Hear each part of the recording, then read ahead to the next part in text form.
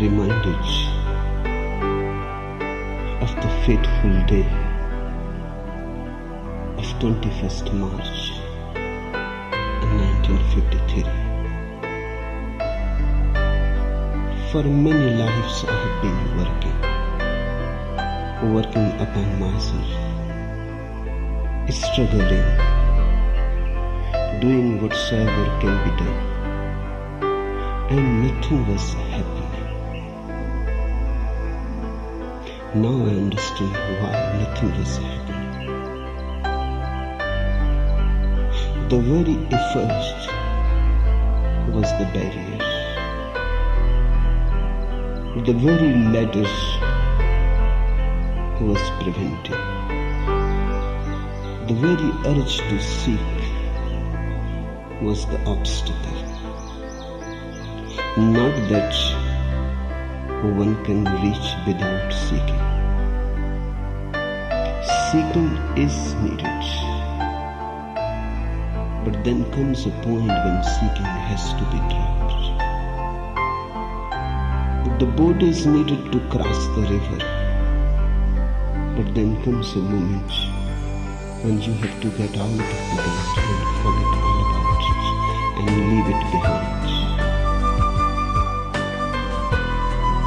Effort is needed. Without effort, nothing is possible. And also, only with effort, nothing is possible. Just before 21st March 1953, 7 days before I start working on myself, a moment comes when you see the whole futility of effort. You have done all that you can do, and nothing is happening. You have done all that is humanly possible. Then what else you can do? In sheer helplessness, one drops all search. And the day the search stopped, the day I was not seeking for something, the day I was not expecting something to happen, it started happening. A new energy arose out of nowhere.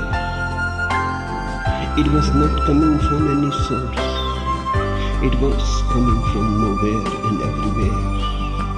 It was in the trees and in the rocks and the sky and the sun and the air. It was everywhere.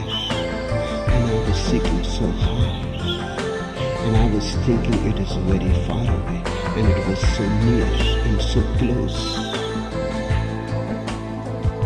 Just because I was seeking, I had become incapable to see the near.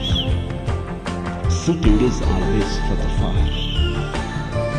Seeking is always for the distant. And it was not distant. I have become far-sighted. I have lost the near-sightedness. The eyes has become focused on the far away at the horizon. And they have lost the quality to see that which is just close, surrounding you. The day effort ceased, I also ceased. Because you cannot exist without effort. And you cannot exist without desire. And you cannot exist without striving. The phenomenon of the ego, of the self, is not a thing.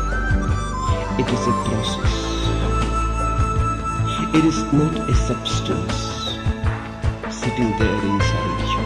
You have to create it each moment. It is like paddling a bicycle. If you paddle, it goes on. If you don't paddle, it stops. It may go a little because of the past moment But the moment you stop paddling, in fact, the bicycle starts stopping. It has no more energy, no more power to go anywhere. It is going to fall and collapse. The ego exists because we go on paddling desire.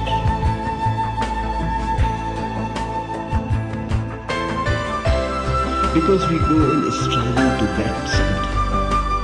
Because we go on jumping ahead of ourselves. That is the very phenomenon of the ego. The jump ahead of yourself. The jump in the future. The jump in the tomorrow. The jump in the non-existential creates the ego. Because it comes out of the non-existential, it is like a marriage.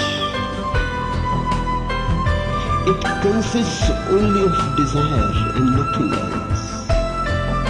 It consists only of thirst and nothing else. It consists only of future and nothing else. The ego is not in the present. It is in the future. If you are in the future, then the ego seems to be very substantial. If you are in the present, the ego is a marriage. It starts disappearing. The day I start seeking, and it is not right to say that I stopped seeking. Better will be to say the day seeking stopped.